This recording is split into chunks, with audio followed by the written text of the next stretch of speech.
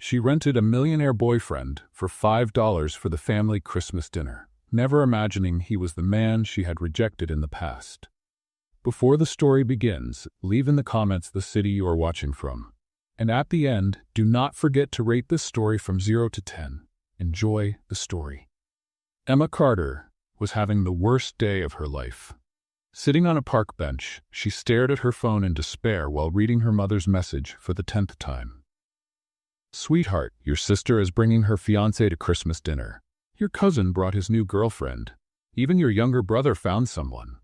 And you? Are you going to show up alone again? The whole family is talking, Emma." Emma dropped her head back and let out a loud groan of frustration. "Perfect! Just perfect!" she shouted at the gray sky, not caring if anyone heard. "Where on earth am I supposed to find a boyfriend in 3 days? Where? Does anyone rent boyfriends in this city?" She let out a bitter laugh, shaking her head. "Of course not, because my life is not pathetic enough. Now I need to hire a fake boyfriend, and I cannot even afford that. 27 years old, 3 jobs, and not even enough money to solve her own problems." The family Christmas dinner was in 3 days, and she knew exactly how it would go. Aunt Margaret with that pity smile, Cousin Sandra rolling her eyes, and her mother sighing dramatically the whole night. Emma opened her wallet and counted the crumpled bills. $53 until the end of the month. 20 for electricity, 15 for gas, 10 for food. $5, she murmured. "I have $5 left. Who would agree to be a fake boyfriend for $5? Nobody, because everyone has more dignity than I do." "I will." Emma almost fell off the bench. She turned her head so fast her neck cracked. A man was standing there, just a few steps away. Tall, broad-shouldered, wearing an expensive black coat and a wool scarf. His dark hair was slightly messy from the snow, and his eyes shined with something between amusement and recognition. "Sorry, what?" Emma blinked, confused. The man took a few steps toward her, his hands in his pockets, a slight smile on his face. "You said you need a boyfriend for a Christmas dinner. I accept the job." Emma stared at him as if he had grown a second head. "You were listening to me?" "I was passing by." He pointed to the path behind him. "I heard you shouting about renting a boyfriend. I thought I could help. Are you some kind of lunatic?" Emma stood up, holding her bag tight against her body. The man laughed, a real warm laugh that somehow made Emma's chest tighten with a strange feeling of familiarity. "I'm not a lunatic, just someone who walked by and heard a desperate woman who needs help." Emma looked at him carefully. He seemed to be in his early 30s, maybe. Good-looking, with a confident but not arrogant posture. And that coat? Definitely not cheap. "Why would you do this?" she asked, suspicious. "You do not know me." "True."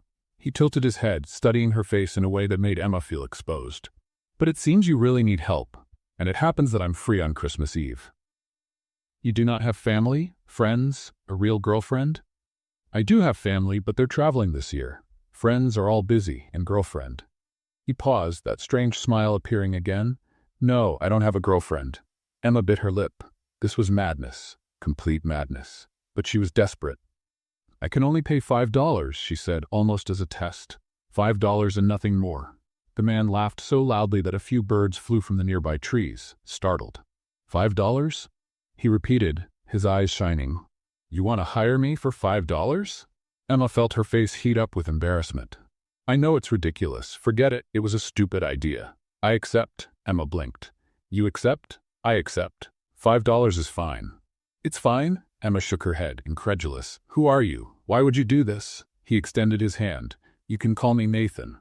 Emma looked at his hand, then at his face. There was something familiar in those eyes, but she could not identify what it was. Hesitant, she shook his hand. "Emma, I'm Emma." "Nice to meet you, Emma." The way he said her name, soft and almost intimate, sent a shiver up her spine. "Are you sure about this?" Emma asked. "Because my family is complicated. My mother will ask 1,000 questions. My aunt loves gossip. My father will try to intimidate you, and my sister will roll her eyes at everything I say." Nathan smiled. "Sounds fun." "Fun?" Emma let out a hysterical laugh. "You really are crazy." "Maybe a little." He took his phone out of his pocket. "Give me your number. We need to figure out the details. Our story, how long we've been dating, how we met." Emma gave him the number, still unable to believe this was happening. How long have we been together? Nathan asked, typing on his phone. 6 months? 6 months. And how did we meet? Emma thought quickly. At the cafe where I work in the mornings. You're a regular customer. Cafe, Nathan repeated, and something crossed his face. A shadow, maybe? Or a memory. And what do I do for a living? A teacher? High school? He laughed again, that warm laugh that made Emma's stomach twist. Teacher? All right, I can be a teacher. Is there any rule? Emma asked. For this arrangement? Nathan put his phone away and looked straight into her eyes. A few. First, no physical contact besides what's necessary. I can hold your hand, put my arm around you in front of your family, but nothing else. Emma nodded, relieved. Second rule, if you feel uncomfortable at any moment, tell me and I'll leave. No questions, no trouble. Okay. And the third rule, he paused, his smile becoming softer. Just be yourself. You don't need to pretend anything with me. Emma felt her chest tighten. Why was a stranger being so kind? Why are you doing this? She asked again, her voice lower now. Nathan watched her for a long moment, the snow falling between them. Let's just say I have my reasons. He started walking away. I'll text you later so we can plan everything. And Emma? Yes? Everything will be fine, trust me. Then he turned and disappeared among the snow-covered trees, leaving Emma alone in the park with her heart racing and 1,000 questions in her mind. She had just hired a fake boyfriend for $5, a complete stranger, who somehow didn't feel like a stranger at all. Emma barely slept that night. Every time she closed her eyes, she saw Nathan's face. That mysterious smile, those eyes that seemed to hold secrets. And worst of all, the annoying feeling that she already knew him from somewhere. Impossible, she murmured, turning to the side on the narrow bed in her tiny apartment. I would remember a guy like that.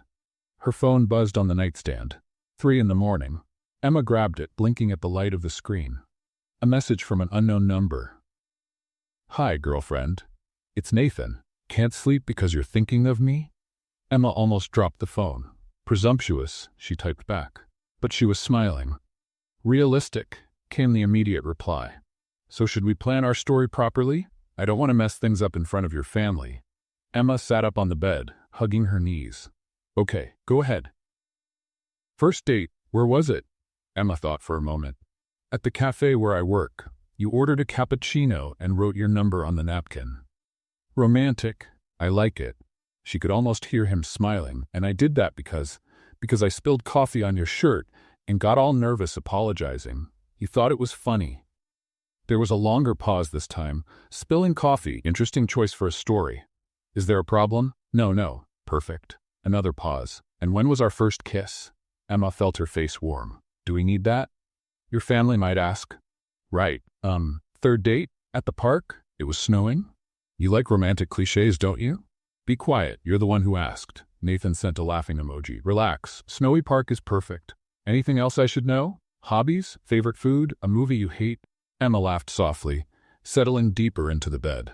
I hate horror movies. I love pasta, and my hobby is, well, working because I have 3 jobs.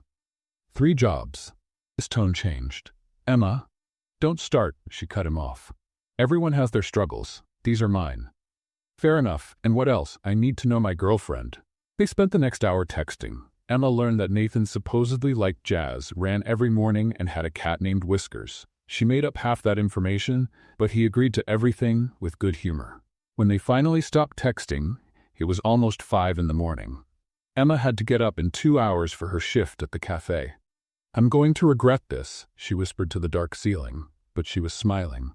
The next morning, Emma was behind the cafe counter, yawning every 5 seconds, when her best friend Jessica showed up. You look like you got run over by a truck, Jessica said, sitting on the stool. Double coffee, please. Thanks for the encouragement, Emma grumbled. For making the drink. You always know what to say. That's what friends are for. Jessica grabbed the cup and took a long sip. So what happened? You only look like that when something went very wrong or very right. Emma looked around.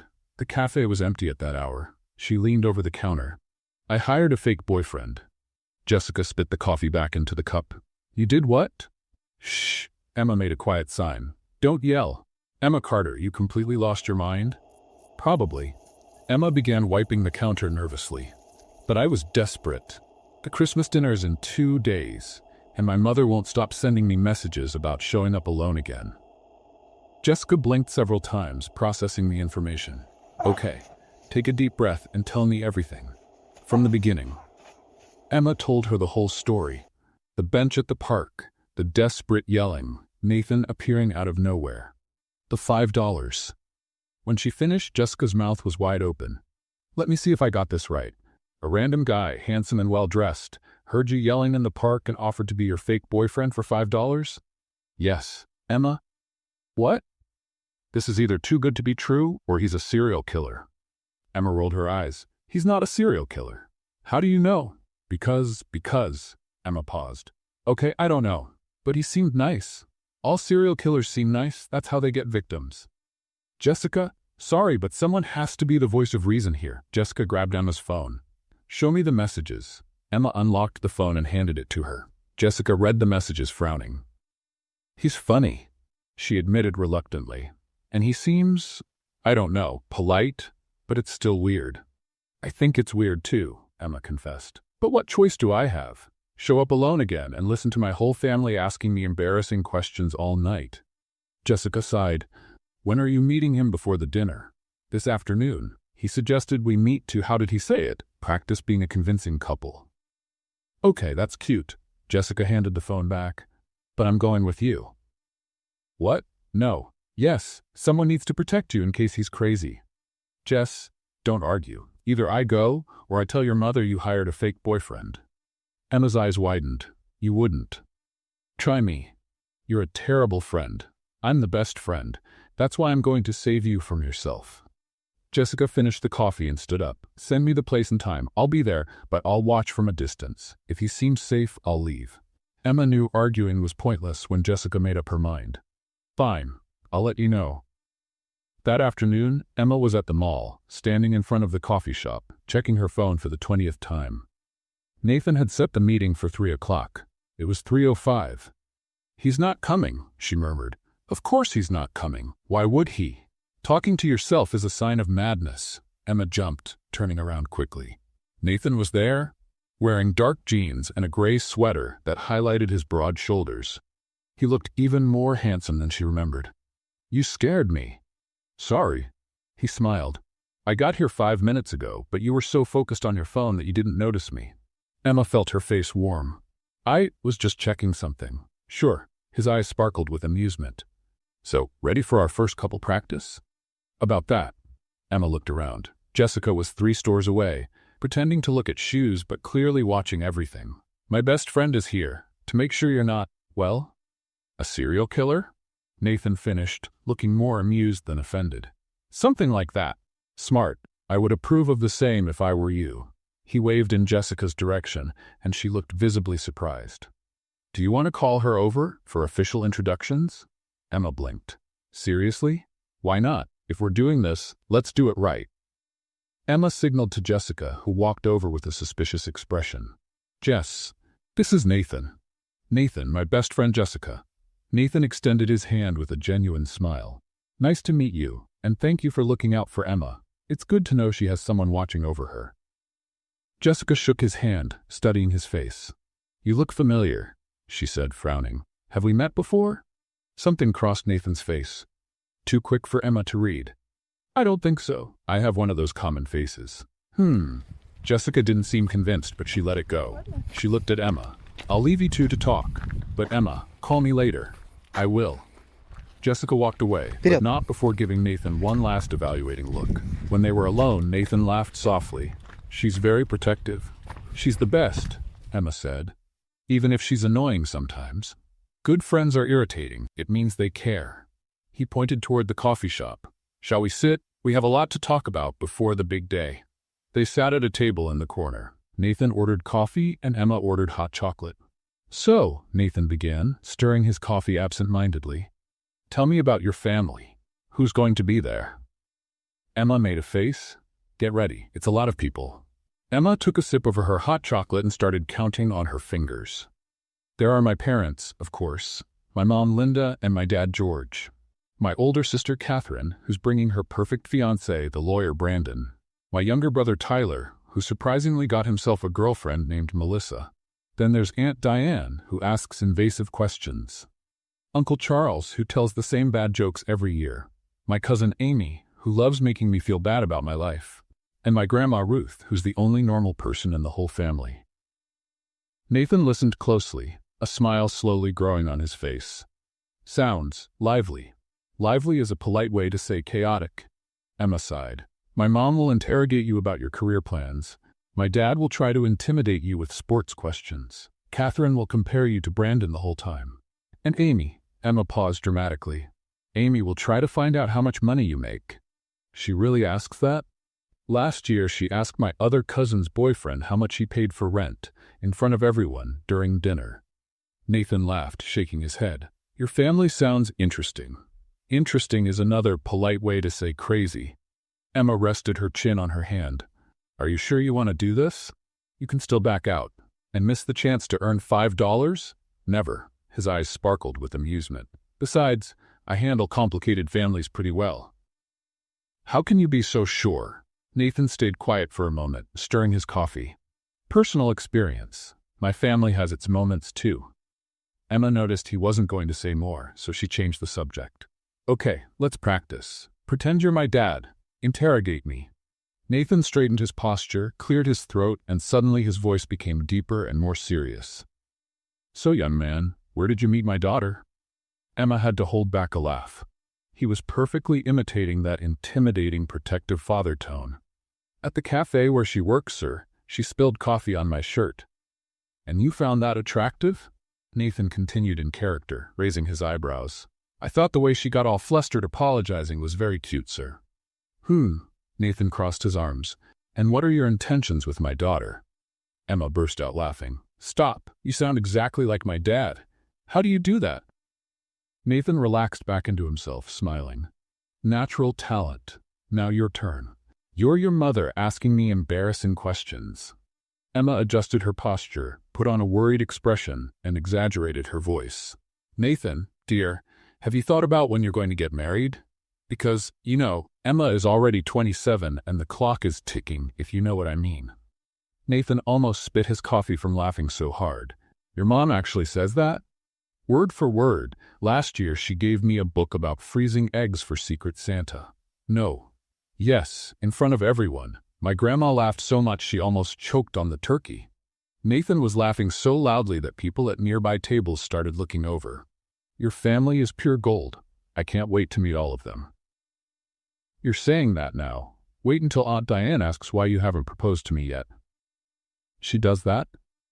She did it to Amy's boyfriend after 3 months of dating. The poor guy got so nervous he spilled red wine on her dress. Nathan leaned forward, his eyes bright. And what happened to him? They broke up 2 weeks later. Amy said he didn't know how to handle pressure. Charming. Emma shrugged. My family. What can I do? They spent the next hour rehearsing possible scenarios. Nathan turned out to be surprisingly good at improvising, coming up with quick, funny answers for every absurd question Emma invented. Okay, last one, Emma said. You're Catherine, my perfect sister. Judge me. Nathan tucked imaginary hair behind his ear, put on a smug expression, and spoke in a high-pitched voice. Emma, dear, it's so adorable that you finally found someone. Brandon and I are already planning the wedding. Cathedral, 500 guests, honeymoon in France. And you two? Have you thought about the future, or are you still in that phase? Emma clapped her hands, impressed. Perfect, scarily perfect. I watch a lot of movies, Nathan said modestly. Emma looked at the clock and gasped. Wow, it's already 5 o'clock. I have to go. I work at the restaurant at 6. 3 jobs, Nathan murmured, more to himself. You work too much. Bills don't pay themselves. Emma grabbed her bag. But thank you for today. It was fun. It was. Nathan stood up too. So, see you on Christmas Eve? What time should I pick you up? 7 o'clock? Dinner is at 8, but we're always late anyway. 7 is perfect. I'll pick you up at your place. Send me the address. Emma hesitated. About that, my apartment is kind of small and messy, and it's in a neighborhood that's a little... Emma? Nathan interrupted her gently. I don't mind. Send me the address. Okay. Emma typed on her phone and sent the location. Done. Nathan checked his phone and nodded. Perfect. Oh, and Emma? Yes? What color is the dress you're going to wear? Emma blinked, surprised. Why? So I can match my tie. Something warm spread through Emma's chest. He was taking this seriously, really seriously. "Red," she said, feeling her face heat up. "I'm wearing a red dress." "Red, noted." Nathan smiled. "You're gonna look beautiful." Emma left the coffee shop with her cheeks burning, her heart beating faster than usual. This was just an arrangement, a $5 deal. Why was she feeling like this? Jessica was waiting outside, leaning against the wall with her arms crossed. "So? So what? You're in love with him." "I am not." "Yes, you are. I saw you through the window. You were laughing, blushing, doing that thing with your hair you always do when you're nervous." Emma touched her hair automatically. "I don't do anything. You do, and he was looking at you in a way." "In what way?" Jessica paused, studying her friend's face. "Like he already knew you for years." Emma felt a cold flutter in her stomach. "You think he looks familiar too?" "I do. I can't place it, but I swear I've seen that face somewhere." Jessica shook her head. "But maybe it's just an impression. Boston isn't that big." They started walking toward the parking lot. "Jess, I'm making a huge mistake, aren't I?" "Probably." Jessica put her arm around her friend's shoulders. "But at least it's going to be an interesting mistake." Emma laughed, but inside her uneasiness grew. There was something about Nathan, something she couldn't identify, and the more time she spent with him, the stronger that feeling became. The next morning, Emma woke up to a flood of messages from her mother. "Emma, did you confirm you're bringing someone? Is he handsome? Does he have a good job? Please tell me this isn't another case of 3 dates and goodbye." "Your sister already picked out her wedding dress." Emma groaned and buried her face in the pillow. One day left, one single day until Christmas dinner, and she still wasn't sure if this was going to work or explode in her face. Her phone buzzed again. This time it was Nathan. "Good morning, girlfriend." "Nervous?" Emma typed back. "Terrified. You?" "Calm. I've handled worse." "Like what?" There was a pause before the answer.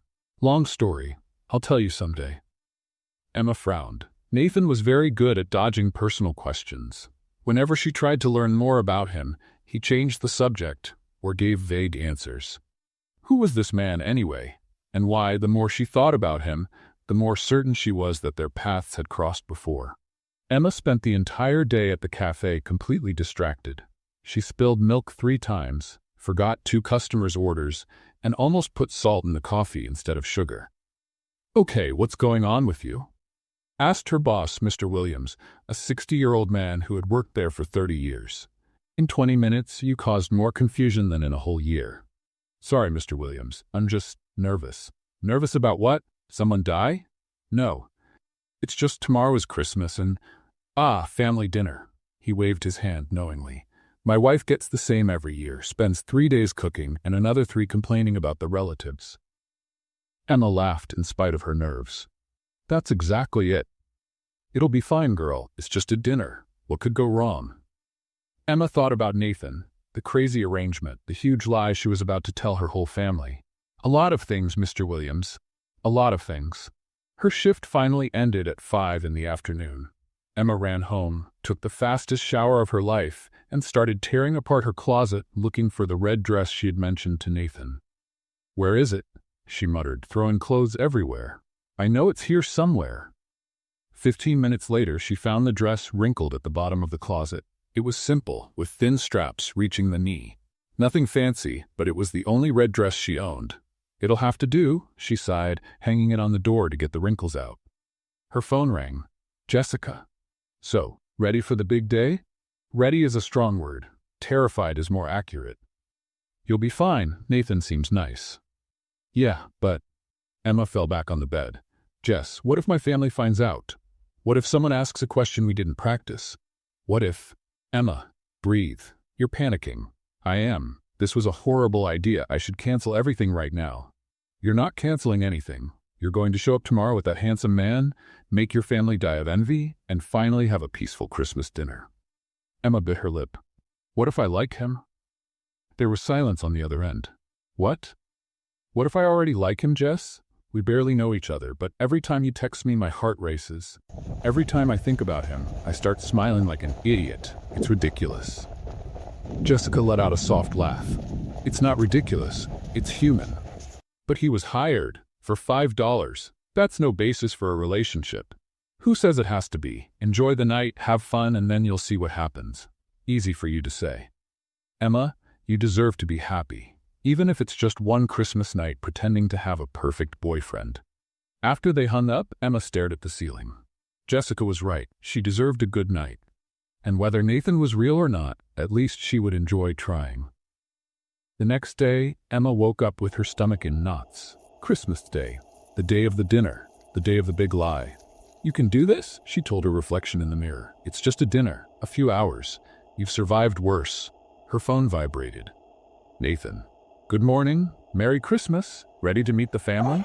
Emma typed back with shaky fingers. As ready as someone jumping out of a plane with no training. Such confidence. I like it. Nathan, seriously, if you want to back out? Emma. I'll be there at 7. Relax. She let out a breath she didn't realize she was holding. At least he seemed confident. The hours went by slowly. Emma tried watching TV, cleaning the apartment, reading a book. Nothing worked. She was officially in full panic mode. At 6:30, she started getting ready. She put on the red dress, light makeup, and pinned half of her hair back, leaving the rest loose. Simple but presentable. Her phone beeped. A message from her mother. What time are you arriving? Catherine is already here with Brandon. They brought very expensive French wine. Emma rolled her eyes. Of course they did. Perfect, Catherine. She answered that she'd be there in an hour and prepared herself for more anxious messages. But the phone stayed quiet. At exactly 7 o'clock, the doorbell rang. Emma took 3 deep breaths before opening the door. Nathan was standing there, and Emma had to hold on to the doorknob. He was wearing black dress pants, a white shirt, and a red tie that matched her dress perfectly. His hair was neatly brushed back, and he was holding a bouquet of white flowers. Hi, he said, smiling. You look beautiful. Emma looked at the flowers, then at him. You brought flowers. For your mother. First impressions matter. Something melted inside Emma's chest. He had thought of everything. Nathan, you didn't have to. I wanted to. He offered his hand. Ready? Emma grabbed her bag, locked the door, and placed her hand in his. It was warm, steady, comforting. As ready as I'll ever be. They walked down the building stairs in silence. Outside, Emma expected to see a taxi or an Uber. Instead, there was a sleek black car parked out front. Is that your car? She asked, stunned. It is. Why? Nathan, you're a high school teacher. How do you have a car like that? He paused, his hand on the passenger door handle. Family inheritance. I got lucky. Emma wasn't fully convinced, but she let it go. He opened the door for her, and Emma sat in the most comfortable seat she had ever been in.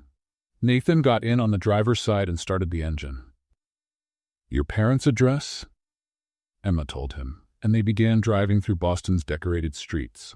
Christmas lights twinkled in the windows, fresh snow covered the sidewalks, and families walked together wearing hats and colorful scarves. Emma? Nathan said after a few minutes of silence. Can I ask you something? Sure. Why are you so nervous? It's just your family.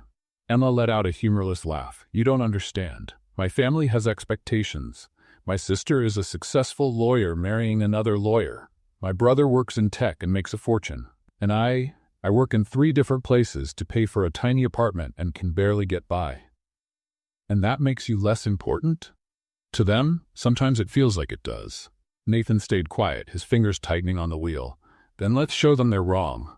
Emma looked at him, surprised. How? By being yourself. You're funny, smart, hardworking. Any family should be proud to have someone like you. Emma's heart skipped a beat. You barely know me. How can you say that? Nathan gave her a quick glance before looking back at the road.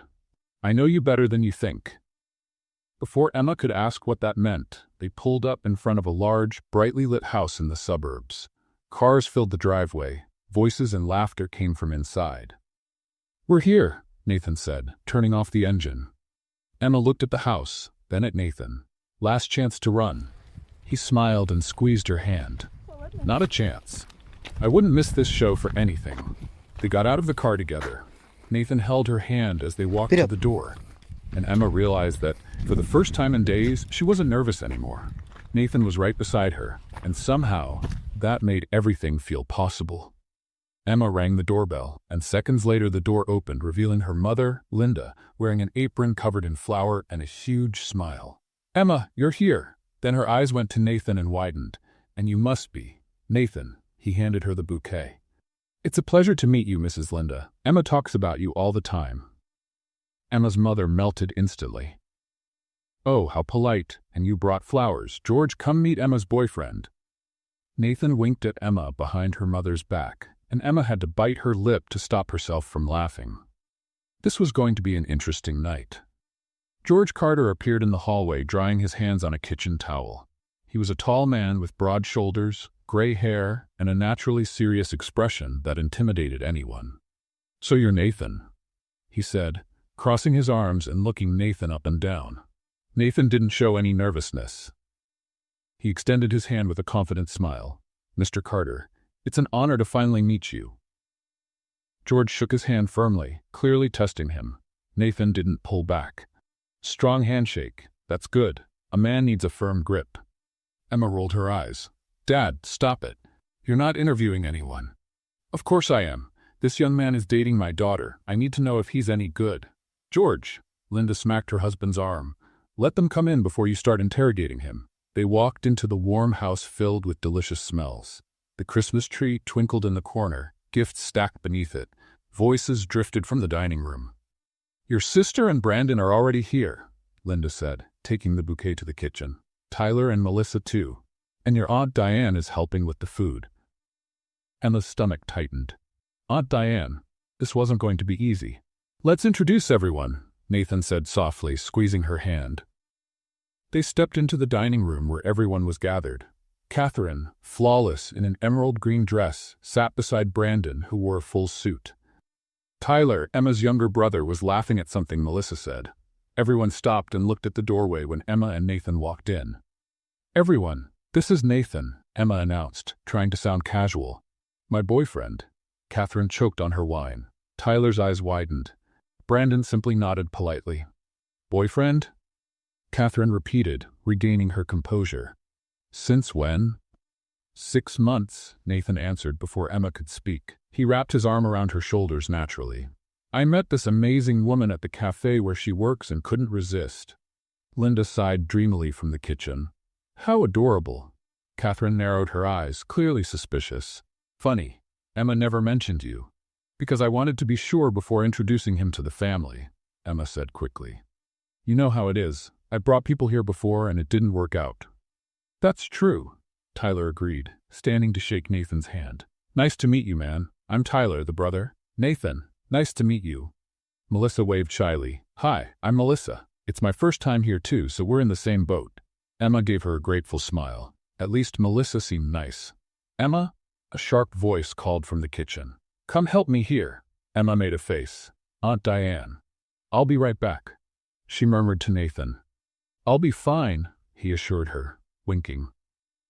Emma walked into the kitchen where Aunt Diane was pulling a huge turkey out of the oven. She was in her mid-50s, with bleached blonde hair and a love for gossip that no one could match.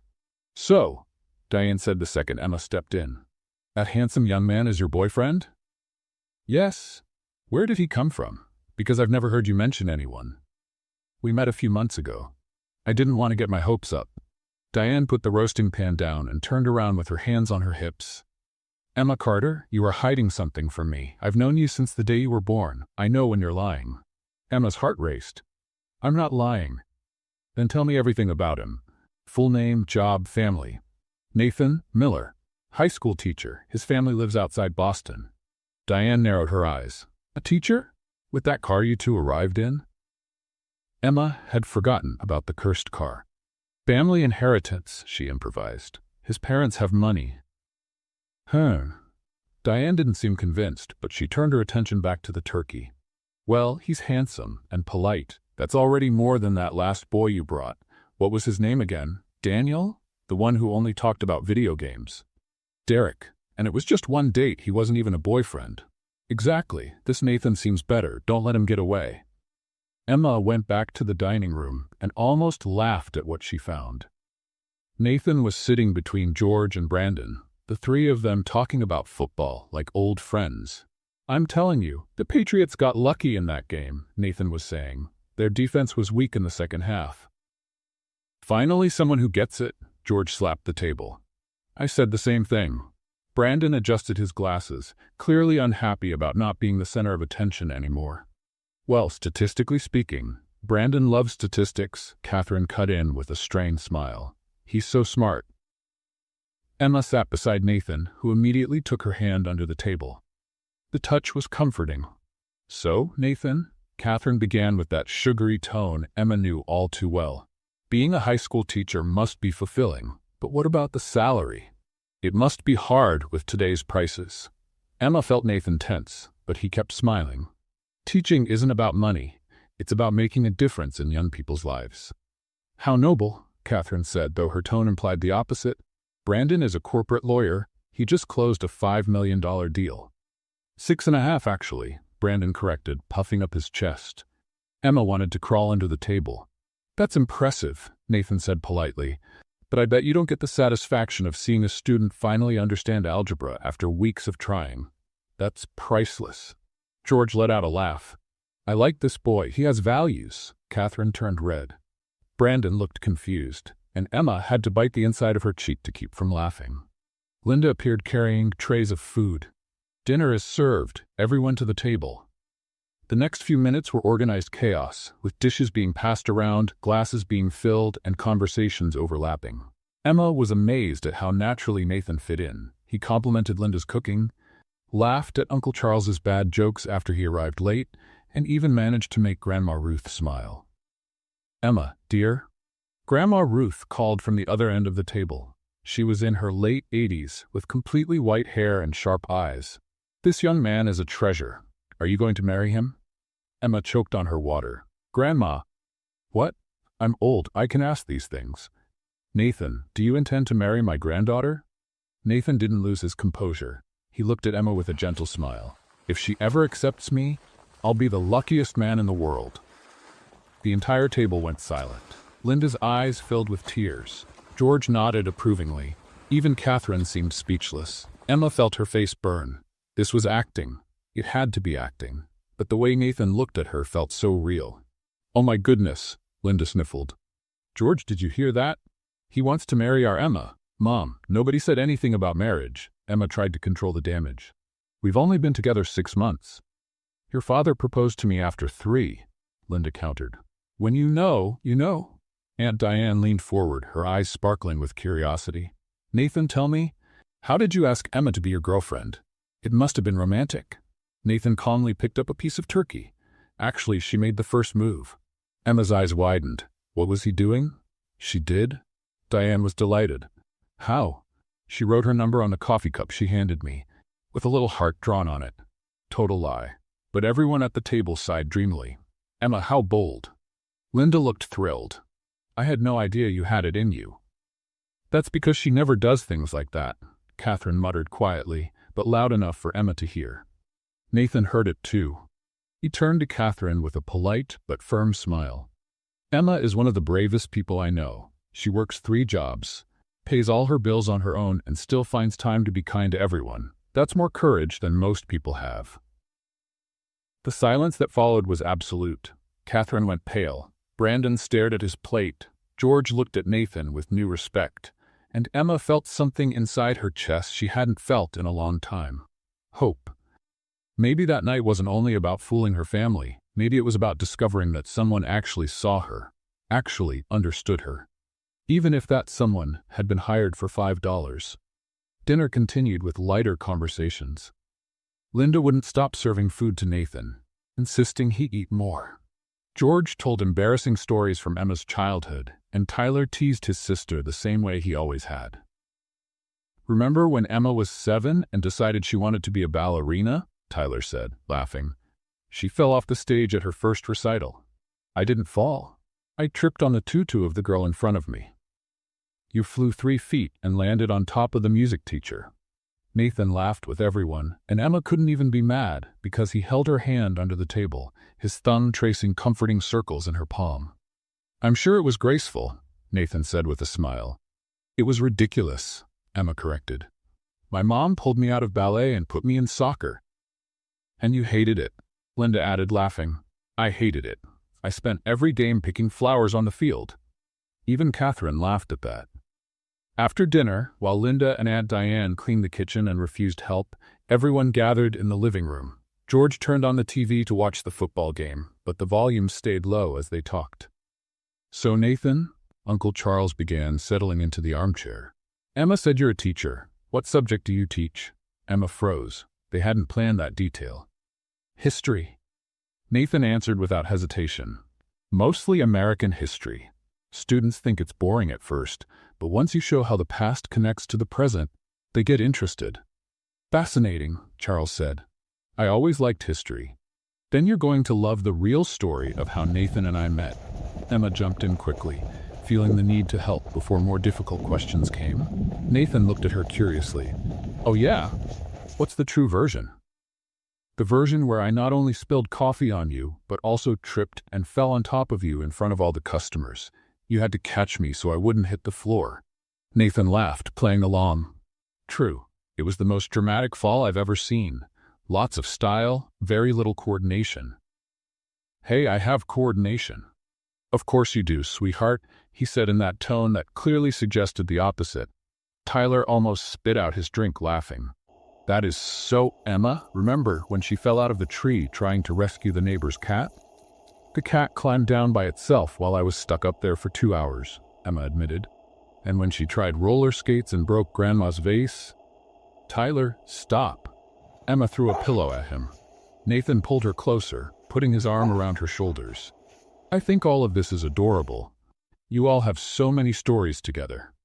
Grandma Ruth, who had been quiet until then, studied Nathan carefully. "Young man, you look familiar. Have we met before?" Emma felt Nathan tense beside her. "I don't think so, ma'am, but they say I have a common face." "No, that's not it." Ruth narrowed her eyes. "I never forget a face. You remind me of someone." "Maybe she's seen him at a school event, Grandma," Emma jumped in quickly. "If he's a teacher, that could be it." "Maybe," Ruth muttered, but she kept staring at Nathan thoughtfully. Catherine, who had been quiet since Nathan's comment during dinner, finally spoke. "Nathan, where exactly do you live? Which part of Boston?" "Back Bay." Emma's eyes widened. Back Bay was one of the most expensive neighborhoods in Boston. Teachers definitely didn't live there. Catherine thought the same. "Back Bay? On a teacher's salary?" "I share an apartment with 2 roommates," Nathan said calmly. "Makes it more affordable." "It must still be expensive," Catherine insisted. "Catherine," George warned, "stop interrogating the boy." "I'm just asking normal questions, Dad." "You're being rude. Leave Nathan alone." Catherine shut her mouth, but Emma could tell she wasn't convinced. Brandon, sensing the tension, tried to change the subject. "Anybody want dessert?" Linda made apple pie. Everyone got up to head to the kitchen. Emma used the moment to pull Nathan into the hallway. "Sorry about Catherine," she whispered. "She's always like that." "It's okay. I expected it. But she's suspicious, and that Back Bay thing didn't help." "Emma, relax." Nathan cupped her face gently with both hands. "Everything is going fine." "Is it?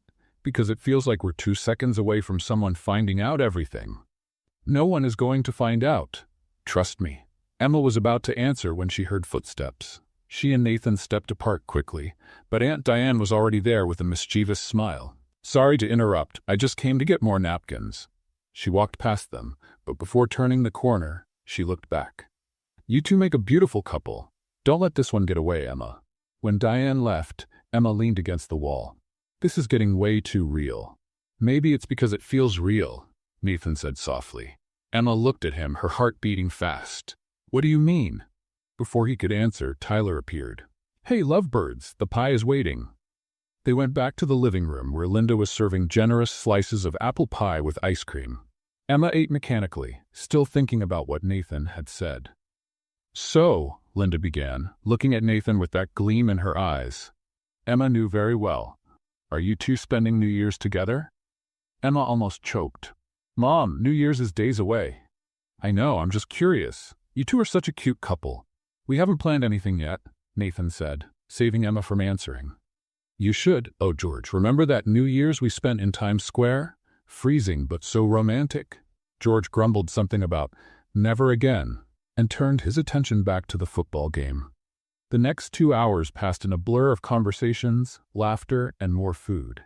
Emma realized she was actually having a good time. Nathan fit in perfectly. making everyone laugh, helping to clear dishes without being asked, even playing cards with Tyler and Grandma Ruth. By 10 o'clock, Emma yawned. "I think we need to head out. I have to work early tomorrow. The day after Christmas?" Linda complained. "That's ridiculous. Bills don't take holidays, Mom." Everyone stood up to say goodbye. Linda hugged Nathan for an embarrassingly long time. George shook his hand with approval, and even Catherine muttered a "nice meeting you" that sounded somewhat sincere. When they finally reached the car, Emma let out all the air she'd been holding. "We survived." "We survived," Nathan agreed, starting the engine. "And it went really well, by the way. You were perfect. Better than I imagined. You were great, too." They drove in silence for a few minutes. Boston's streets were quiet, Christmas lights still glowing in the windows of the houses. "Nathan," Emma began hesitantly, "what you said earlier, about it feeling real." He kept his eyes on the road. "I said that?" "You did, in the hallway." "Oh, what did you mean?" Nathan stayed silent for so long that Emma thought he wouldn't answer. Then he stopped at a red light and looked at her. "Emma, I need to tell you something." His tone made Emma's stomach twist. "What?" "We already knew each other, before the park, before all of this." Emma blinked. "What? When?" 5 years ago. You worked at the same cafe. I used to go there every day." Emma's mind raced. 5 years ago, she had been 22, just starting at the cafe. "I don't remember you." "I know. I was different. Thinner, glasses, longer hair, and my name wasn't Nathan back then." "So what's your real name?" Nathan hesitated, his fingers tightening on the wheel. "Ethan. Ethan Cole." Emma felt like she had been punched. Ethan Cole. That name pulled an old, buried memory to the surface. The shy guy who went to the cafe every day, who always ordered the same cappuccino, who once tried to ask her out and she said no because she was focused on working and studying. "Ethan?" she whispered. "You're Ethan?" "I am. But you look so different. 5 years changes a person." Emma looked at him, really looked at him. The eyes were the same. The smile, when it was genuine, was the same. How had she not seen it? "Why didn't you tell me? Why pretend to be someone else?" The light turned green. Nathan started driving again, his jaw tight. "Because I wanted to see if you would remember me. And when you didn't, I didn't know how to tell you." "So this whole thing was what? Revenge?" "No, Emma, it wasn't anything like that." He pulled over in front of her building. "It was complicated." Emma felt tears burn her eyes. Anger, confusion, hurt, all mixed together. "You lied to me?" "Emma, I need to go." She got out of the car and ran to the building without looking back, even as she heard Nathan call her name. When she reached her apartment, she locked the door and slid down to the floor, tears finally falling. Ethan Cole. The boy she had rejected 5 years earlier had just turned her world upside down. The next morning, Emma woke up with swollen eyes and a pounding head. Her phone had 17 unread messages. 14 were from Nathan, or Ethan, or whatever his name was. She deleted them all without reading. The other 3 were from Jessica. "Oh my God, Emma, call me." "Are you okay? Your mom called me saying the dinner was perfect. Answer me." Emma typed a quick reply. "I'm alive. Tell you later." Then she tossed the phone on the couch and went to take a shower. Work at the cafe was torture. Every time the doorbell rang, Emma looked up expecting to see Ethan walk in, but he never did. "Are you okay?" Mr. Williams asked for the 3rd time. "You look like you didn't sleep."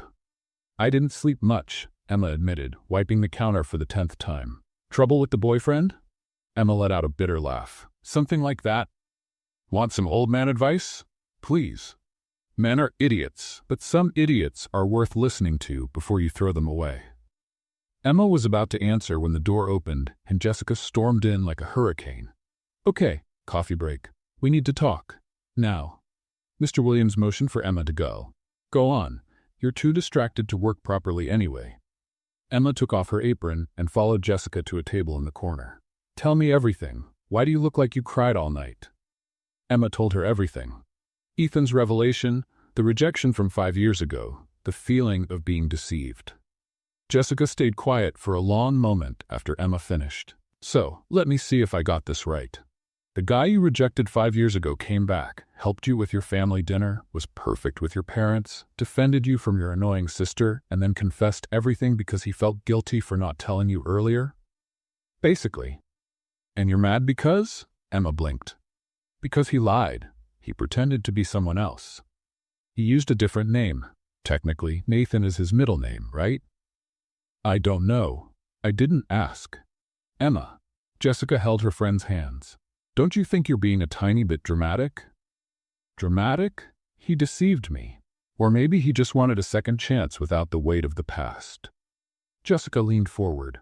Think about it. If he had approached you at the park and said, "Hi, I'm Ethan, the guy you rejected 5 years ago. Want me to be your fake boyfriend?" Would you have said yes? Emma opened her mouth to answer, then closed it. Jessica was right. No, she admitted reluctantly. Exactly.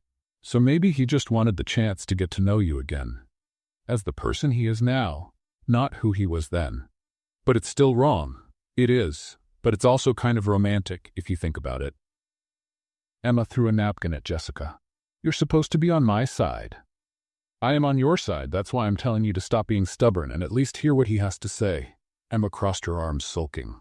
I don't want to hear it. Of course you do. That's why you're so upset. If you didn't care, you'd already have forgotten. Before Emma could answer, her phone rang. Unknown number. Don't answer, Jessica warned. It's probably him calling from another number. Emma answered on instinct. Hello, Emma, sweetheart, it was her mother's voice.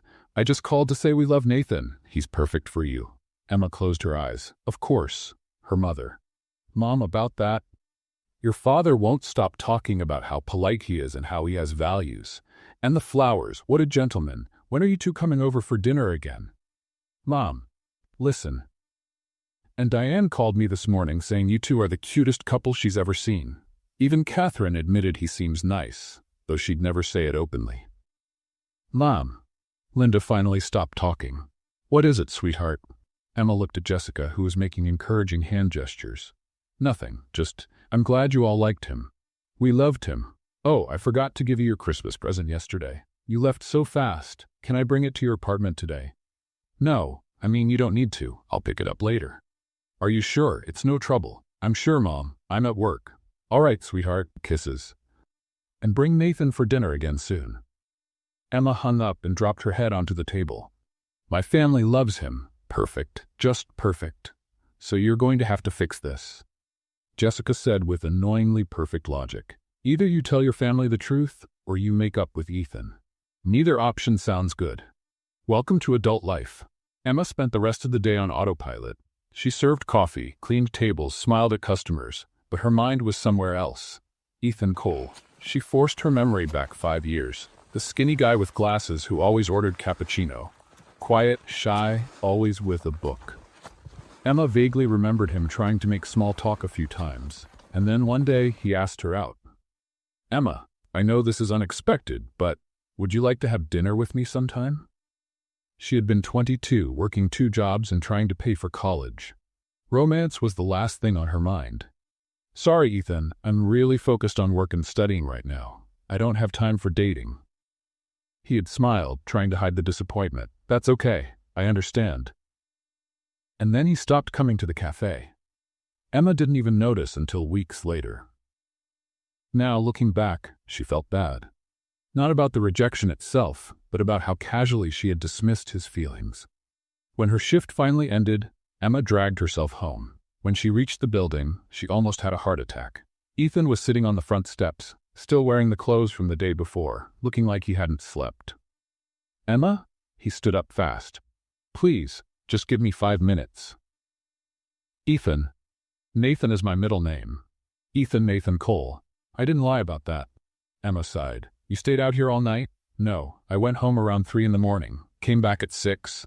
It's 7 now. You've been here for an hour? 1 hour and 15 minutes, but who's counting? He tried to smile, but he just looked tired. Emma, please, let me explain. Emma looked around. Some neighbors were watching curiously. She didn't want to make a scene. 5 minutes, upstairs. They went up in silence. Emma unlocked the door and walked in, tossing her bag on the couch. Go ahead. Ethan stayed near the door, hands in his pockets. 5 years ago, when you turned me down, I wasn't angry. You were right. I had nothing to offer. I was a broke student with no clear future. Ethan, let me finish, please. He took a deep breath. That pushed me. I graduated, worked hard, built a career, and through all that time, I never forgot you. Emma felt her chest tighten. When I saw you in that park yelling about needing a boyfriend, it felt like a second chance falling from the sky. But I knew that if I told you who I was, you wouldn't accept. So I let you think I was someone else. You lied. I lied by omission. And it was wrong, I know that. He stepped forward. But Emma, everything I felt, everything I said these days was real. The way I look at you, the way I feel when I'm near you, all of that is true. Emma felt tears burn her eyes again. How am I supposed to trust you now? You can't. Not yet. Ethan took a wallet from his pocket and set it on the coffee table. But this is the whole truth about who I am. My identity, my work, where I live, everything. Emma picked up the wallet and opened it. His driver's license said Ethan Nathan Cole. Address in Back Bay. Then she saw a business card. CEO, she read out loud. Cole Technologies? It's my company, Educational Technology, Programs for Public Schools.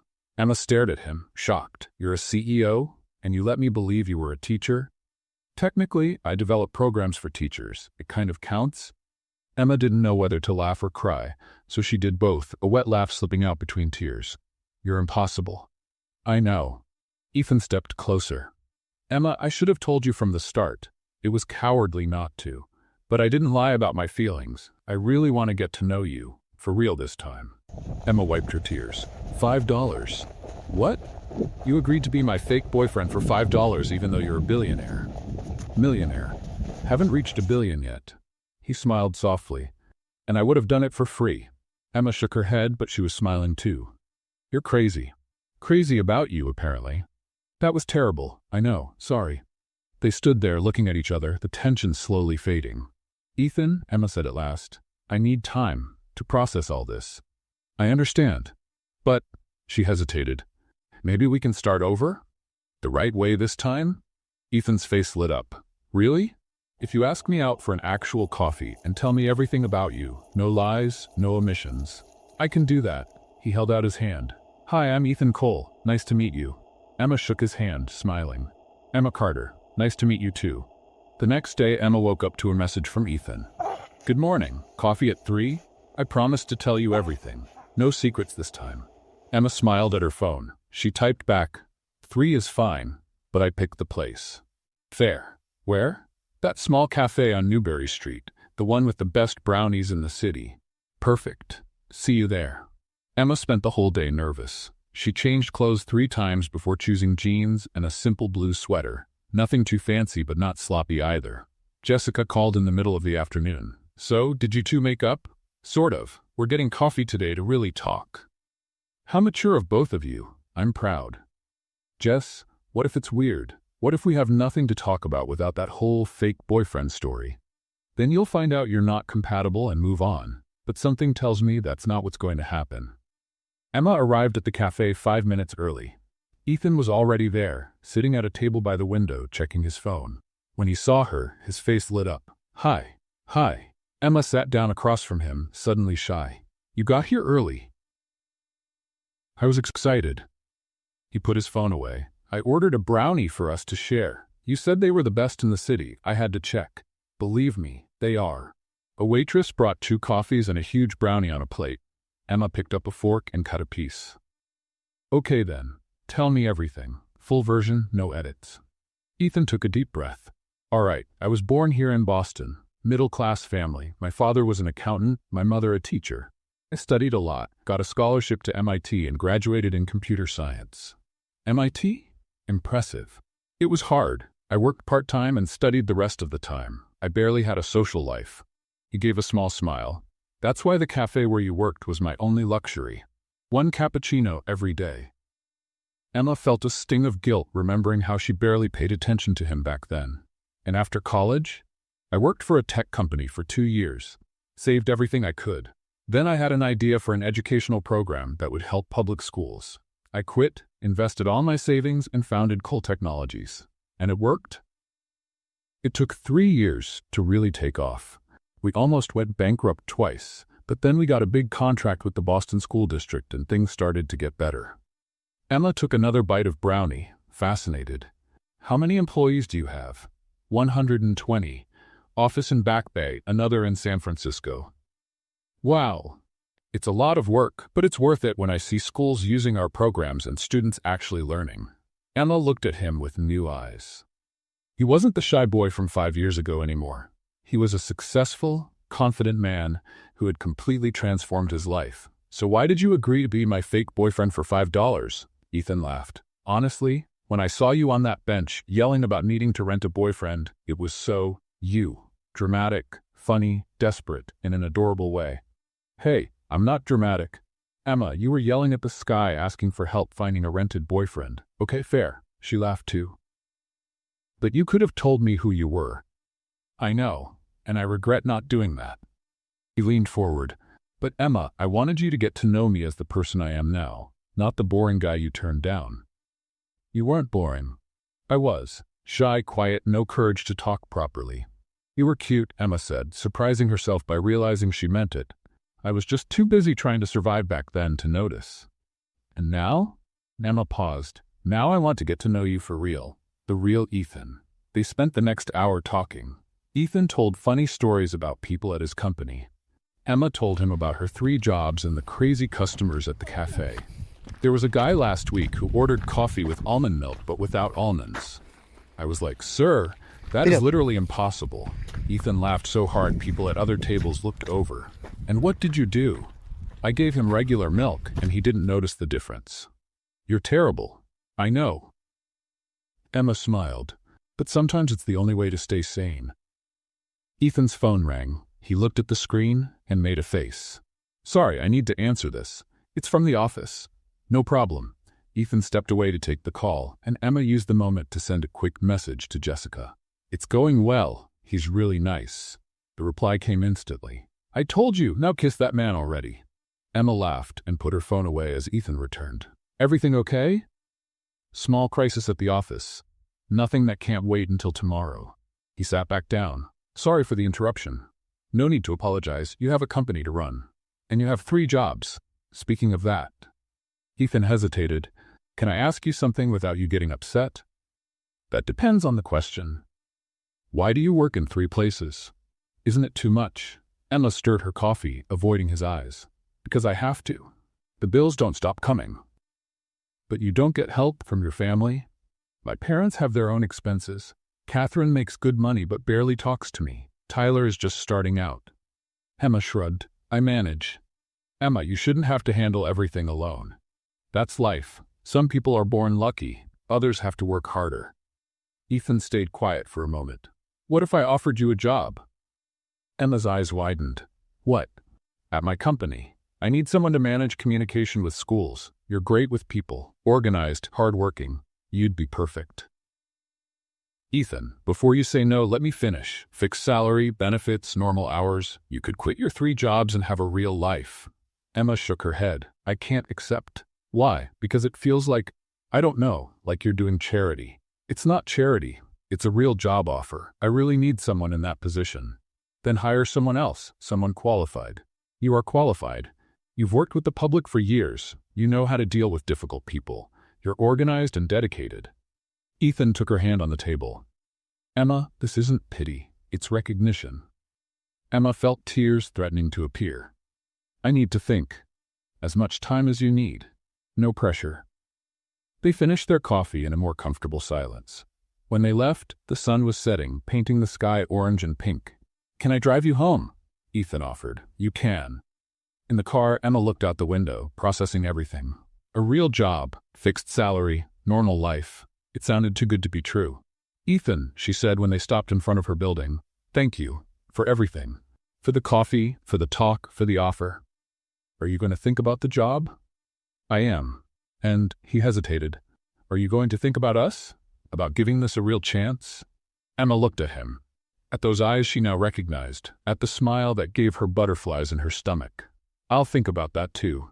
Ethan smiled. "That's all I can ask for." Emma got out of the car, but before closing the door she leaned back in. "Ethan?" "Yes?" "That brownie really was the best in the city." He laughed. "You were right." Emma walked into the building with a smile on her face and hope in her heart. Maybe second chances really did exist. Maybe it wasn't too late to start over. The next morning, Emma was at the cafe serving the first customer of the day when Jessica walked in with a huge smile on her face. Okay, based on your silly smile and the messages last night, I need full details. Now. Emma looked around. The cafe was empty except for Mr. Williams in the kitchen. He offered me a job. Jessica almost dropped her bag. He did what? A real job, at his company, communications manager with schools, fixed salary, benefits, normal hours. Emma, that's amazing. Or it's charity in disguise. Jessica rolled her eyes. You and your ridiculous pride. The man is offering you a real opportunity. But what if it's just because he likes me? What if I'm not really qualified? You work 3 jobs at the same time without losing your mind. If that's not qualification, I don't know what is. Emma bit her lip. I'm scared, Jess. Of what? Of this going wrong. The job, the relationship, everything. And then I'll have lost not only a boyfriend, but also a job. Jessica held her friend's shoulders. Or it could go really well and you'll finally have the life you deserve. But you'll never know if you don't try. Before Emma could answer, the cafe phone rang. Mr. Williams answered in the kitchen. Emma, it's for you. Emma frowned. No one ever called her at work. Hello? Emma, sweetheart. It was her mother. Guess what? Mom, I'm working. Aunt Diane is organizing a New Year's Eve dinner and she wants you to bring Nathan. Isn't that wonderful? Emma closed her eyes. Of course. The New Year's Eve dinner. Mom, about that. And your Grandma Ruth is insisting on getting to know him better. She said she's sure she's seen him somewhere before. Isn't that curious? Very curious, Mom. But listen. So can I confirm? You and Nathan will be there? Emma looked at Jessica, who was making encouraging gestures. I'll ask him and let you know. Perfect. Oh, and Emma, your father wants to invite Nathan to watch a game with him. I think you finally found one the family approves of. When Emma hung up, Jessica was laughing. Let me guess. Another family event? New Year's Eve dinner, with the whole family, again. Then you'll have to decide soon. Either he's really your boyfriend, or you tell your family the truth. Emma groaned.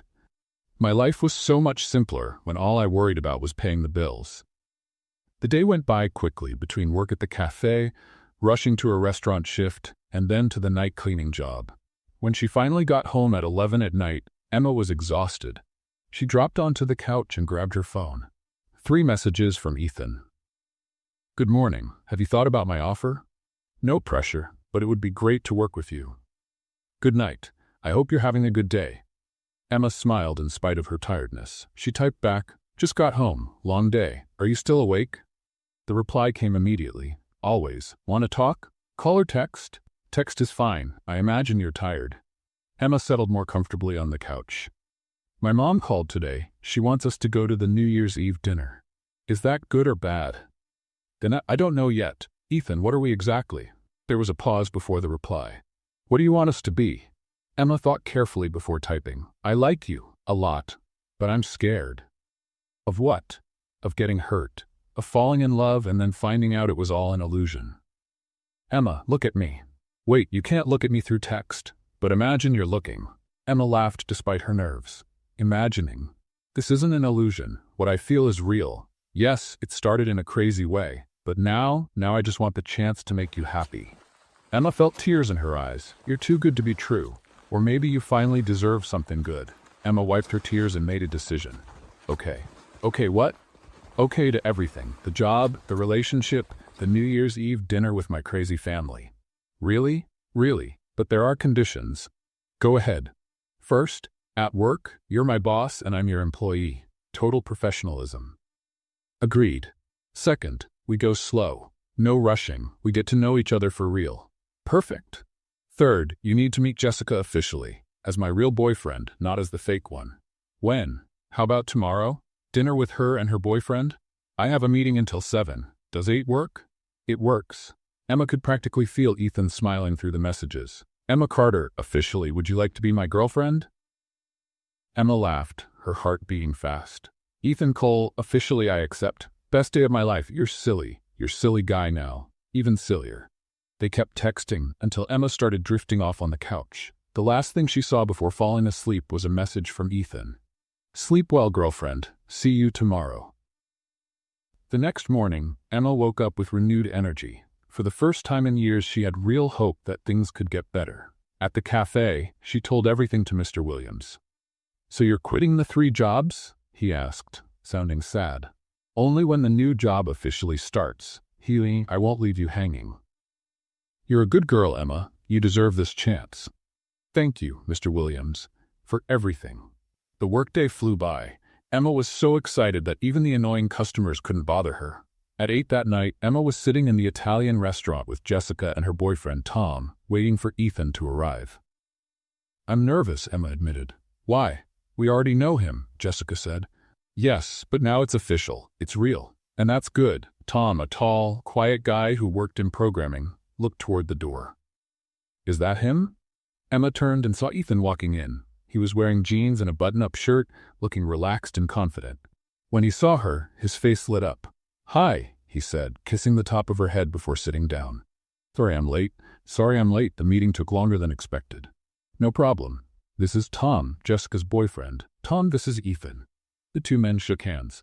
Nice to meet you. Jessica told me a lot about you. Only good things, I hope, Ethan said with a smile. Mostly warnings about what happens if you hurt Emma, Tom replied seriously, though there was a playful spark in his eyes. Ethan laughed. Fair. Dinner was surprisingly easy. Ethan and Tom discovered they both liked programming and started an animated conversation about technology. Jessica nudged Emma under the table. He's perfect, she whispered. I know, Emma whispered back, smiling. When the night ended and they said goodbye to Jessica and Tom, Ethan held Emma's hand as they walked to his car. Your friends are nice. They liked you too. Really? Jessica sent me 3 messages during dinner telling me not to ruin this. Ethan laughed and stopped walking, turning Emma to face him. Emma, I promise to do everything I can to make this work. I promise too. They stood there for a moment, looking at each other under the streetlights, and Emma knew with absolute certainty that she had made the right choice. The next morning, Emma was packing her things to take to Ethan's office when her phone rang. It was Catherine. Emma almost dropped the phone from shock. Her sister never called. Never. Catherine, is everything okay? Hi, Emma. Her voice sounded strangely friendly. I have a quick question. Go ahead. That boyfriend of yours, Nathan or Ethan or whatever name he uses, is he Ethan Cole from Cole Technologies? Emma sat down on the bed. How did you find out? Brandon showed me an article in a business magazine, Boston's most promising young CEO. The picture looks exactly like your boyfriend. Emma didn't know whether to laugh or cry. It's him. There was silence on the other end. Emma, you're dating a millionaire and didn't tell anyone. It's complicated. Complicated how? Are you two together or not? We are. But it wasn't always like that. The story is long. Catherine let out a laugh that sounded genuinely impressed. My little sister landed a billionaire CEO. Who would have thought? Millionaire. He's not a billionaire yet. Still, Emma, I know I'm not the best sister in the world, but I'm happy for you. Truly. Emma felt tears in her eyes. Really? Really, you deserve something good. And by the way, he was looking at you at the Christmas dinner. The guy is completely in love. Thank you, Catherine. That means a lot. Just don't ruin everything by being too stubborn, okay? Emma laughed. I'll try. After they hung up, Emma finished getting her things together and took an Uber to the Cole Technologies office in Back Bay. The building was impressive, all glass and steel, with the company logo shining on the front. At the reception desk, a blonde, elegant woman smiled at her. You must be Emma Carter. Mr. Cole is expecting you. 12th floor, last door on the right. Emma stepped into the elevator with her stomach tight with nerves. When the doors opened on the 12th floor, she almost choked. The office was huge, modern, with glass walls and a view of all of Boston. Employees worked at organized workstations, some wearing headphones, others in meetings inside glass rooms. Emma! Ethan appeared from a room, smiling. He wore dress pants and a blue shirt with the sleeves rolled up. You made it! This place is incredible. Let me show you around. He took her hand and guided her through the office. That's the development team. Over there is marketing. And that big room is where we have the weekly meetings. They passed several employees who waved politely. Emma noticed everyone seemed genuinely happy to be there. Where's your office? At the end of the hallway. But first, come meet who you'll be working with. Ethan led her to a smaller room where a woman in her 40s, with curly hair and a bun, was on the phone. When she saw them, she quickly ended the call.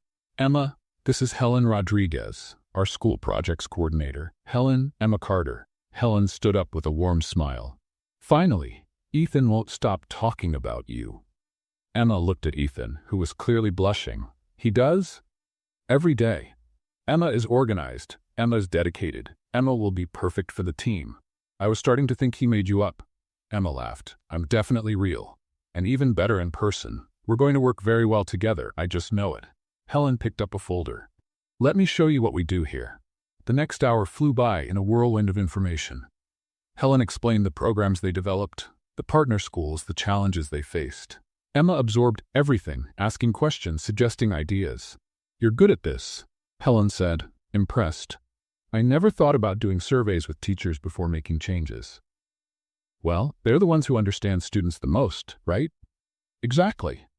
See, Ethan, I told you she was perfect.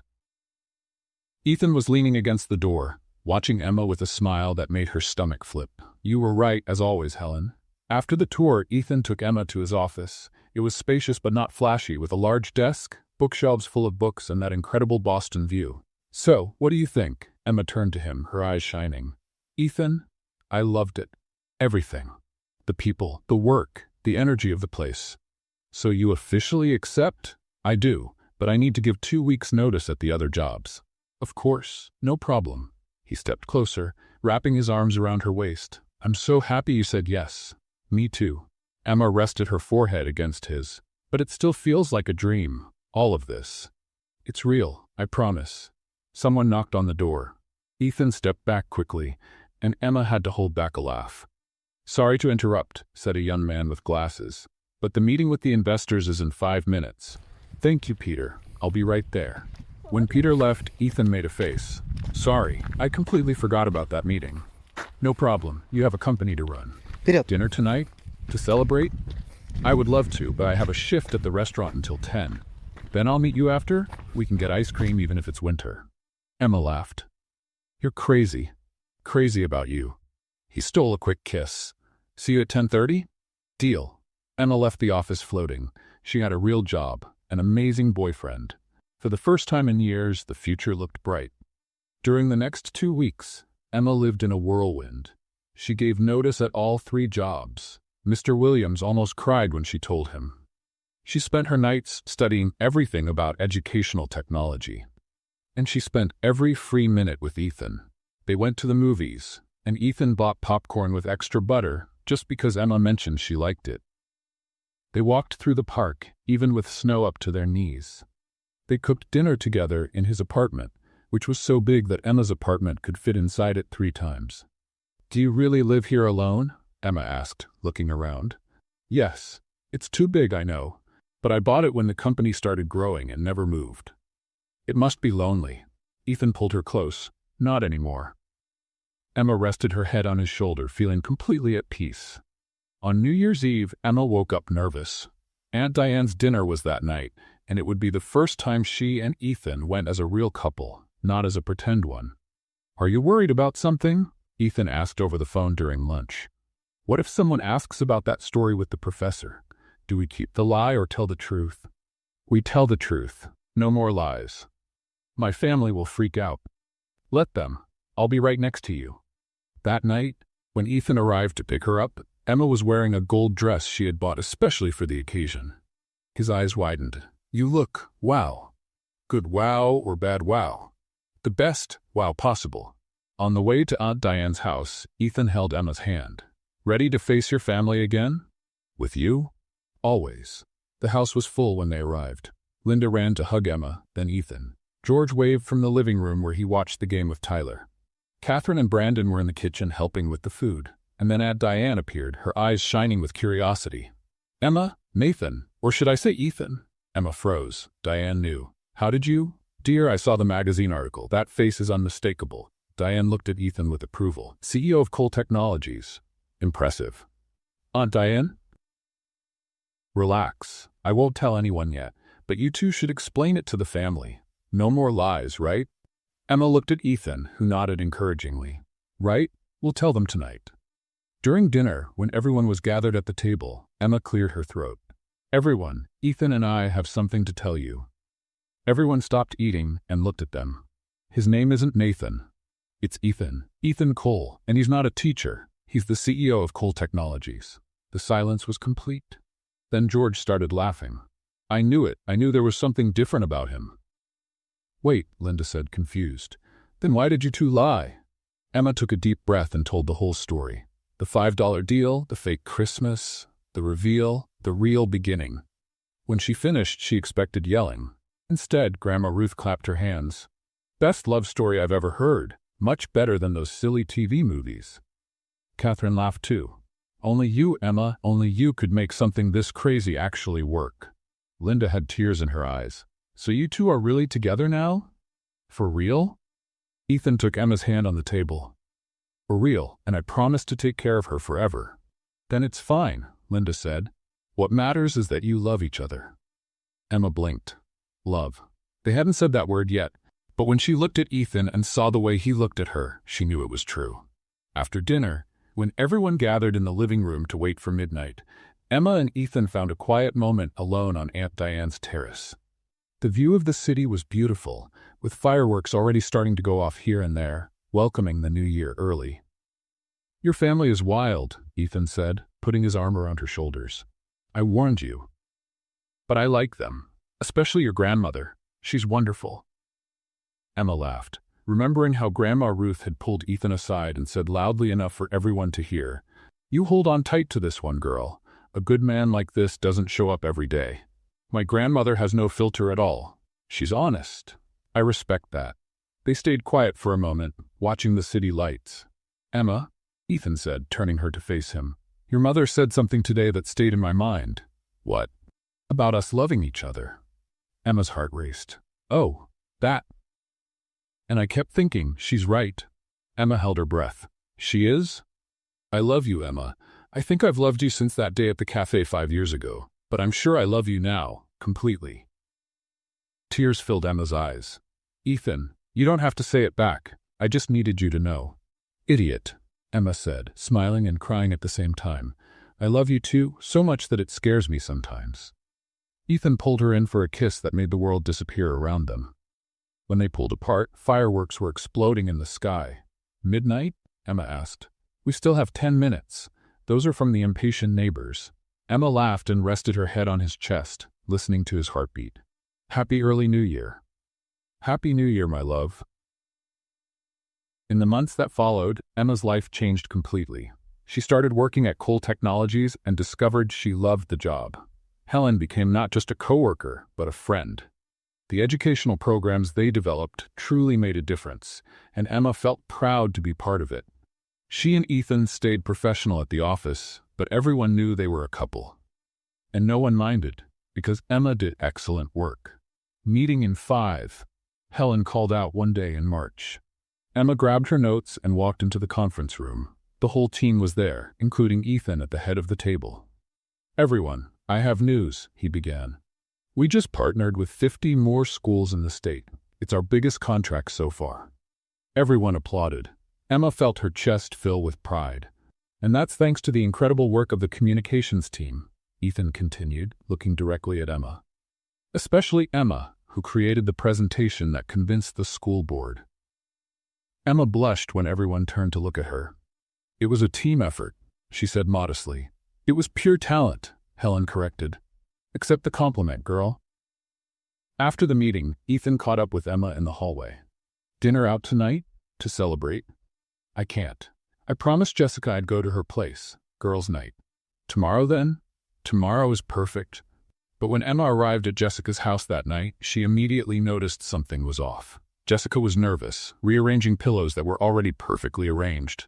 Okay, what's going on? Emma asked, tossing her bag on the couch. Nothing. Why would anything be going on? Because you're acting strange. Jessica sighed and sat down. Tom is going to propose to me. Emma screamed so loudly that the neighbors probably heard. What? When? How do you know? I found the ring hidden in his drawer. By accident, I was just looking for socks. Jessica, that's amazing. I'm terrified. Why? You love him. I know, but what if I mess everything up? What if I say something wrong when he asks? Emma held her friend's shoulders. You're going to say yes, because you two love each other, and it's going to be perfect. Jessica took a deep breath. You're right. You're right. She looked at Emma. And what about you? When is Ethan going to propose to you? Emma blinked. Propose? We've only been together a few months. So what? When you know, you know. Emma shook her head, laughing. One thing at a time. Let's focus on your upcoming engagement. They spent the evening planning what Jessica would wear, how she would react, where it would happen. It was fun and exciting, and Emma went home with a warm heart. But Jessica's words stayed in her mind. Marriage. She and Ethan had never talked about it. The next morning, Emma woke up to a message from Ethan. Change of plans for tonight. Wear something nice. I'll pick you up at 7. Emma frowned. Ethan was being mysterious. She spent the day working, but her mind stayed on the secret dinner. When she got home, she chose a light pink dress and delicate sandals. Ethan arrived right at 7, wearing a suit and tie. You look beautiful. You're very dressed up. Where are we going? You'll see. They drove to an elegant restaurant overlooking the river. Emma had never been there before, but she knew it was extremely expensive. Ethan, this is too much. Nothing is too much for you. During dinner, they talked about everything. Work, family, future plans. Emma mentioned that Jessica would probably be getting married soon. Tom is a lucky guy, Ethan said. Jessica is the lucky one. He's wonderful.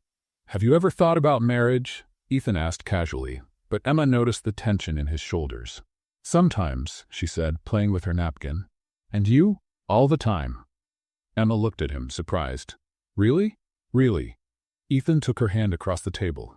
Emma, I know it hasn't been that long, but when you know, you know. Emma's heart started beating faster. Ethan? Wait. Let me talk. He took a deep breath. You changed my life completely.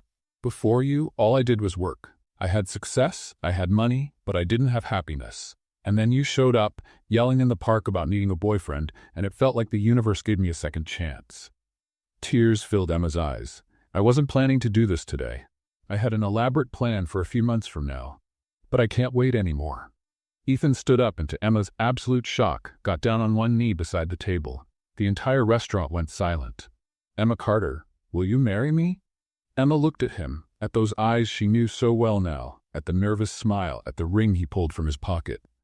You're crazy, she said, tears falling freely now. Crazy about you. I always have been.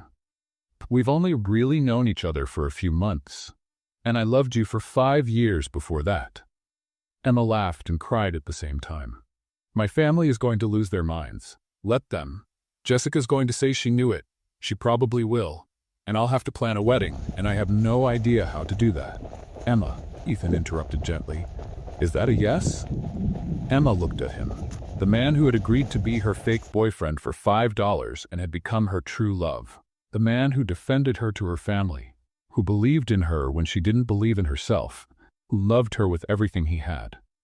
Yes, she said, smiling through her tears. Yes, yes, 1,000 times yes. Ethan placed the ring on her finger and stood, pulling her into a kiss while the entire restaurant applauded. When they pulled apart, Emma looked at the ring. It was perfect, simple, elegant, exactly what she would have chosen. How did you know I was going to say yes? She asked. I didn't, but I hoped. He kissed her forehead. I hoped a lot. They sat down again, but Emma could barely focus on the food. She was engaged. Engaged. Can we tell everyone now? She asked, already reaching for her phone. We can, but first, Ethan took the phone from her hand and set it aside. First, let's enjoy this moment. Just the two of us. Emma smiled and laced her fingers with his. Just the two of us. Outside, the city of Boston glowed with lights. Inside the restaurant, a new chapter was beginning for Emma and Ethan. 6 months later, Emma was in her parents' house, standing in her childhood bedroom, looking in the mirror and barely recognizing herself. The wedding dress was simple and elegant, white with delicate lace on the shoulders. Her hair was in a loose bun with a few strands framing her face. Jessica had done her makeup, keeping everything natural and perfect. You look unbelievably beautiful, Jessica said, wiping away a tear. Ethan is going to faint when he sees you. Stop crying. You're going to ruin your makeup too. I can't. My best friend is getting married. Linda walked in carrying the bouquet of white flowers. Emma, dear, it's almost time. Oh my. She stopped, hand over her mouth. My baby looks so beautiful. Mom, don't cry too. Too late, Linda was already crying. George, come see your daughter. George appeared in the doorway wearing a tuxedo. and even he, the toughest man Emma knew, had tears in his eyes. You look perfect, sweetheart." Emma felt her own tears threatening. "Dad, stop. If you cry, I'll cry, and then all the makeup will be gone." Catherine came in next, wearing her light green bridesmaid dress. The pastor is ready, the guests are seated, and Ethan is up front looking like he's about to have a nervous breakdown. Emma laughed. "He's nervous?" "Completely. He's pacing back and forth. Tyler had to make him sit down." "That's adorable." "It's ridiculous," Catherine said, though she was smiling. "You two are ridiculous and perfect for each other." The music began downstairs. It was time. Emma took a deep breath, grabbed her bouquet, and linked arms with her father. "Ready?" George asked. "More than ever." They walked down the stairs slowly. The ceremony would be in her parents' garden, decorated with white flowers and wooden chairs. The day was perfect, sunny with a light breeze. When Emma appeared at the garden entrance, she saw Ethan turn to look. The expression on his face made her heart stop for a second. It was pure love, complete admiration. She walked down the aisle smiling at the guests. Helen was there, crying. Tom stood beside Jessica. Grandma Ruth waved a handkerchief. Tyler was with Melissa, and so many other friends and family. But Emma only had eyes for Ethan. When she reached the altar, George kissed her forehead and placed her hand in Ethan's. "Take care of her," he whispered. "With my life," Ethan promised. The pastor began the ceremony, but Emma barely heard anything.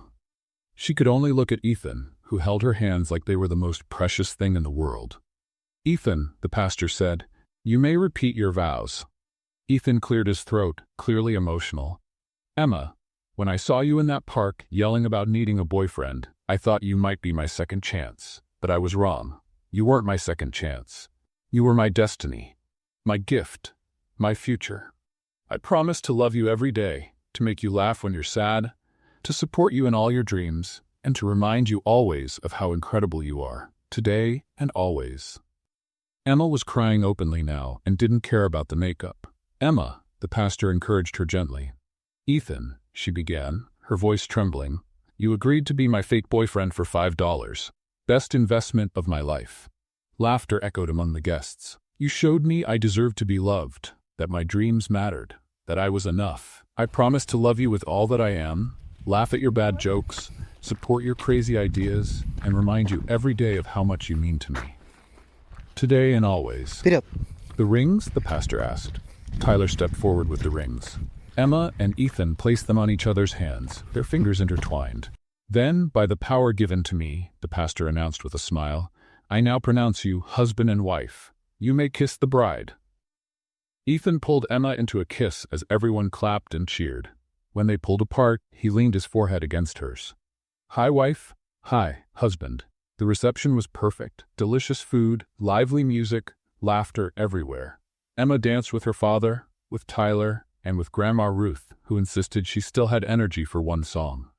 When it was time for the speech, Jessica grabbed the microphone with a huge smile.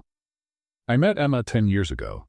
Back then, she was a hardworking girl determined to make it on her own. And then she did the craziest thing I've ever seen anyone do. She hired a fake boyfriend for $5. Everyone laughed. But that crazy idea turned into the most beautiful love story I know. Emma and Ethan, you prove that sometimes the best beginnings come from the most unexpected places. Wishing you happiness forever." Everyone raised a toast. Emma wiped away tears of joy. Later, when the sun began to set, Emma and Ethan found a quiet moment alone near the tree in the garden. "Happy?" Ethan asked, wrapping his arms around her waist. "Happier than I ever imagined." "Who knew $5 could buy so much?" Emma laughed, resting her head on his shoulder. "It wasn't the $5, it was you. It was always you." They stayed there, holding each other, while the celebration continued around them. The journey had begun with desperation and a wild idea. It had gone through lies, revelations, and second chances. And now it ended here. No, this wasn't the end. This was the beginning again. As husband and wife, as partners, as two souls that had finally found their place. Emma looked at the wedding ring shining on her finger and smiled. $5 had been the best investment of her life, because it didn't just buy a fake boyfriend. It brought her a true love that would last forever. What did you think of Emma and Ethan's story? Leave your thoughts in the comments. Rate this story from 0 to 10. What score would you give? Subscribe to the channel and turn on notifications to follow all our stories and enjoy more emotional stories by clicking here on the final screen.